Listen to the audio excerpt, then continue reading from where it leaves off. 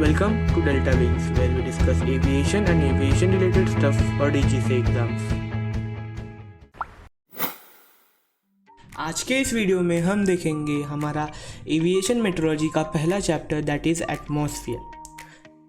So let's begin. Atmosphere is an envelope of homogeneous mixture of gases. मतलब ये atmosphere में सब gases mixed है एक दूसरे के साथ. एटमॉस्फेयर के कुछ कैरेक्टरिस्टिक्स है, जैसे कि atmosphere has weights, exerts pressure on surrounding, compressibility and expendable. तो ये हो गए एटमॉस्फेयर के डिफरेंट कैरेक्टरिस्टिक्स. मोस्टली हम एटमॉस्फेयर को एक आइडियल गैस की तरह रिप्रेजेंट करते हैं. जैसे अभी हमने देखा कि एटमॉस्फेयर एक होमोजीनियस मिक्सचर ऑफ गैसेस है, तो फिर डिफरेंट गैसेस जो हमारे एटमॉस्फेयर में हम वो देख लेते हैं, जैसे कि नाइट्रोजन हो गया, ऑक्सीजन हो गया, कार्बन डाइऑक्साइड हो गया. ये हो गए हमारे मेजर गैस जो हमारे एटमॉस्फेयर में प्रेजेंट है.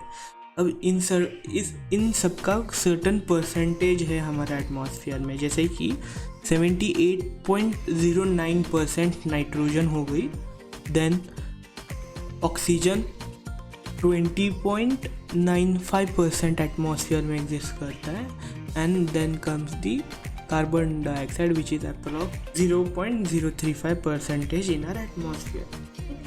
Atmosphere is an homogeneous mixture of gases. इसमें ये सब डिफरेंट गैस एग्जिस्ट करते हैं, उनका सर्टन अमाउंट ऑफ परसेंटेज है, जैसे कि 7.09 nitrogen, 20.95 oxygen and 0.035 carbon dioxide.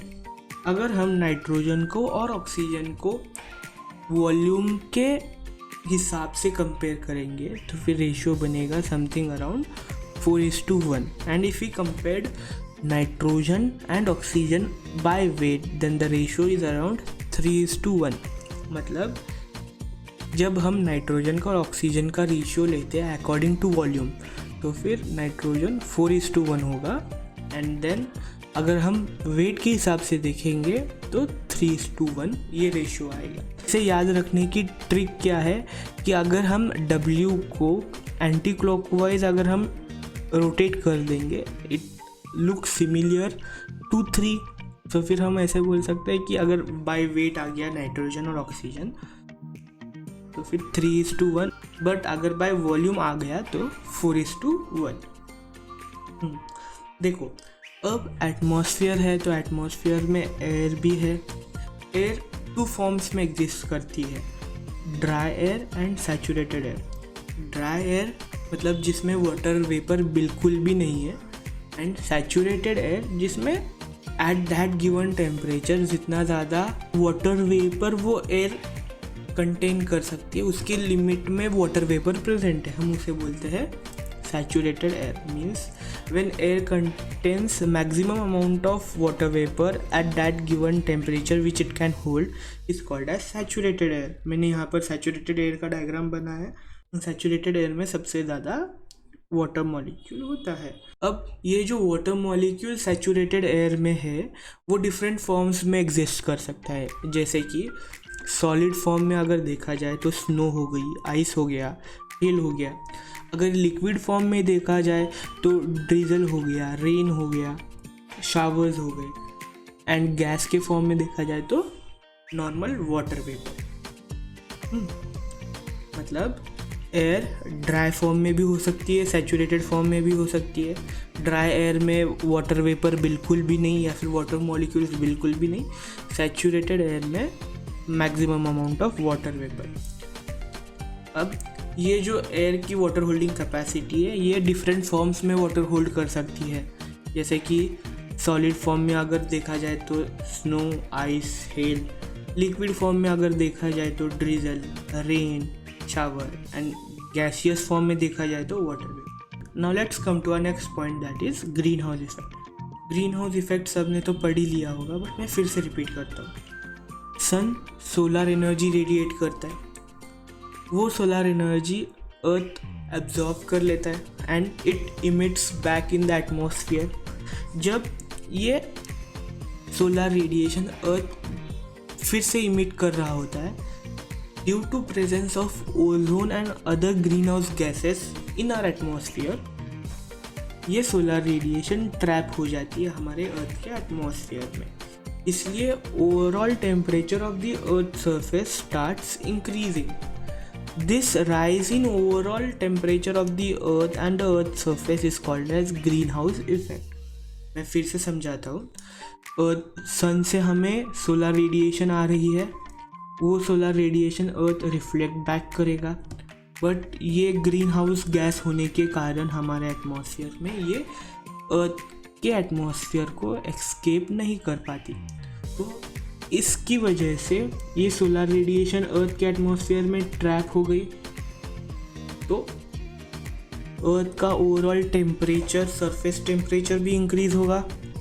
तो ये जब टेम्परेचर इंक्रीज़ हो रहा है, हम इस इंक्रीज इन टेम्परेचर को बोलते हैं ग्रीन हाउस इफेक्ट। उसकी वजह से क्या होता है, जो हमारे नॉर्थ पोल और साउथ पोल पे जो आइस है वो मेल्ट हो रही है, एंड उसकी वजह से हमारा जो मीन सी लेवल है वो भी बढ़ रहा है। Hence it is causing various issues in our environment.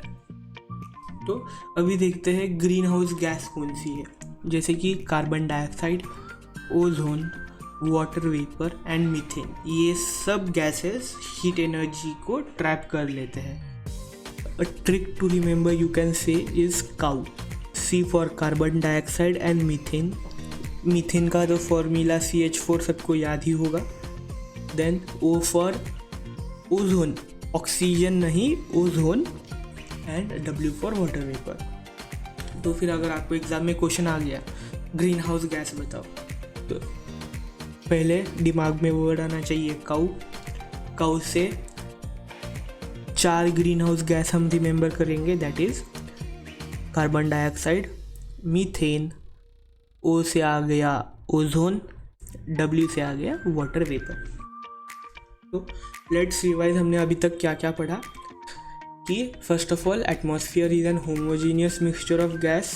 फिर हमने देखा कि एटमॉस्फेयर के कुछ कैरेक्टरिस्टिक्स है, जैसे कि वेट हो गया, exerts pressure on the surroundings, is compressible and expandable like an ideal gas। फिर हमने डिफरेंट गैसेस देख लिए एनवायरनमेंट के, उनके डिफरेंट परसेंटेज देख लिए। फिर हमने देखा कि जो नाइट्रोजन और ऑक्सीजन का रेशियो है बाय वॉल्यूम 4:1 आता है, and by weight 3:1। Trick to remember, W को एंटी क्लॉकवाइज टिल्ट कर दो, 3 की जैसे दिखने लगेगा, तो 3:1 nitrogen by oxygen by weight आ गया, एंड 4:1 बाय वॉल्यूम आ गया। देन हमने देखा कि एयर ड्राई भी हो सकती है, सैचुरेटेड भी हो सकती है। ड्राई मतलब मॉइस्चर, वाटर कंटेंट नहीं है। अगर सैचुरेटेड है तो फिर वाटर कंटेंट है। अगर वाटर कंटेंट है तो किस फॉर्म में हो सकता है?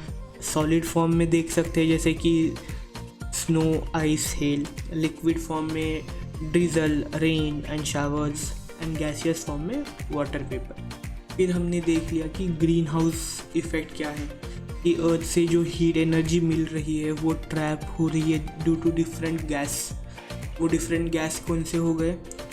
Carbon dioxide, ozone, water vapour and methane. आप यहाँ पे देख सकते हो कि ओजोन का सबसे ज़्यादा कॉन्सेंट्रेशन हमें 20 to 25 किलोमीटर्स के अप्रॉक्स अर्थ के एटमॉस्फेयर में देखने को मिलता है। Now let's come to our last 2 points, that is 10,000 feet के ऊपर ऑक्सीजन लेना कंपलसरी है, क्योंकि ऑक्सीजन की जो कॉन्सेंट्रेशन है वो 10,000 फीट के ऊपर कम हो जाती है, एंड प्रेशर भी कम हो जाता है। इसलिए हमें 10,000 फीट के ऊपर सप्लीमेंट्री ऑक्सीजन लेना ज़रूरी है। ये क्वेश्चन एग्ज़ाम में आ सकता है, तो फिर रिमेंबर दिस, 10,000 फीट ऑक्सीजन, इसके ऊपर हमें ऑक्सीजन लेना ज़रूरी है। Now let's come to our last point, that is हम अप टू 80 किलोमीटर्स हमारे एटमॉस्फेयर को हेट्रोस्फीयर मानते हैं, that is 50% of our atmosphere, and above 80 kilometres we refer to atmosphere are heterosphere. मतलब 80 किलोमीटर्स के नीचे होमोस्फीयर हो गया, 50% ऑफ एटमॉस्फेयर, एंड उसके ऊपर मतलब 80 किलोमीटर्स के ऊपर आ गया हमारा हेट्रोस्फीयर। अगर आपको ये वीडियो पसंद आ गया, please hit to like button and share it with your friends, and if you want more such videos on aviation, meteorology and other subjects, please subscribe to our channel. Thank you.